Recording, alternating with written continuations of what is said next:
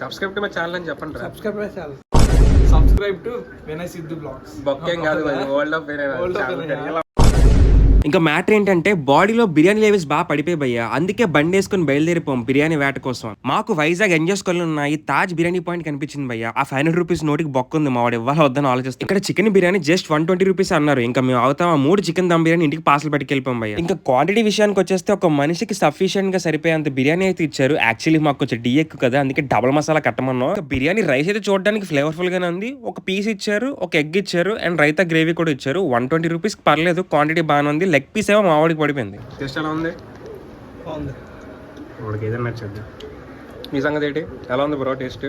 Okay, మన food మమ్మ line లో టేస్ట్ అవన్నీ వద్దు, బాగుంది. ఇంకా బిర్యానీ టేస్ట్ విషయానికి వచ్చేస్తే డబల్ మసాలా చెప్పుకోకుండా నార్మల్ గా చెప్పుకుంటే చాలా బాగుంటుంది భయ్య. టేస్ట్ పర్లేదు, ట్రై చేయొచ్చు. బిర్యానీ అయితే బాగుంది.